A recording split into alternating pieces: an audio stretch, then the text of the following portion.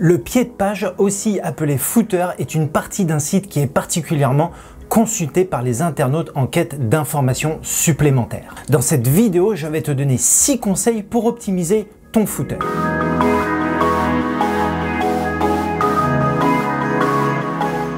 Je m'appelle Christophe et j'aide les entrepreneurs à développer leur business en ligne grâce à leur site internet. Contrairement aux idées reçues, les internautes se sentent bien plus concernés par le bas de page que par le haut d'un site internet. Ne néglige pas cette partie de ton site car elle est utile pour bien des aspects de ton activité. Voilà pourquoi je te propose 6 astuces pour dynamiser et optimiser ton footer. La première astuce, c'est aère suffisamment ton pied de page. Il est primordial de laisser suffisamment d'espace entre les différentes rubriques qui sont prévues au niveau du bas de page. En effet, un des critères essentiels dans la conception d'un site web est son caractère ergonomique. Le pied de page ne déroge pas à la règle. Évite de condenser une tonne d'informations et va droit au but. Je te conseille d'organiser le footer en colonnes pour une meilleure lisibilité. La deuxième astuce, c'est propose du contenu utile. Le footer ou bas de page renvoie souvent à des pages qui fournissent des informations complémentaires.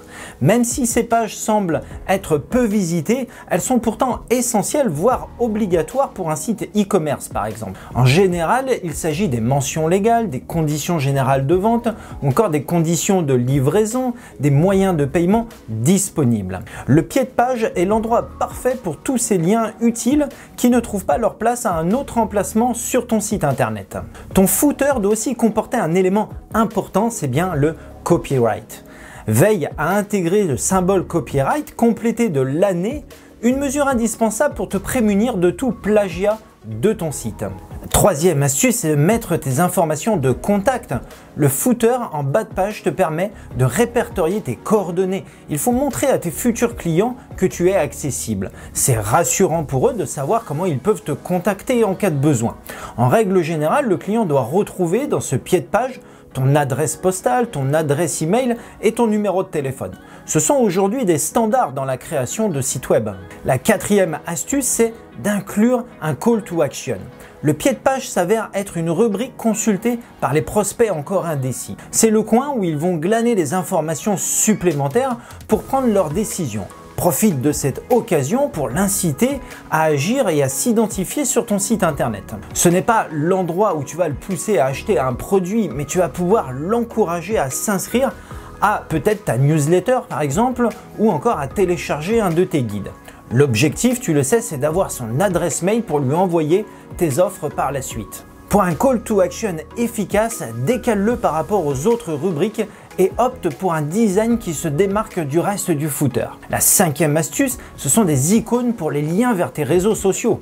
Le pied de page t'offre l'opportunité d'obtenir plus d'abonnés sur tes réseaux sociaux. Comme le call to action, c'est un moyen de conserver tes visiteurs dans ton environnement. Pour insérer les réseaux sociaux, il est préférable d'utiliser leur icône plutôt que du texte.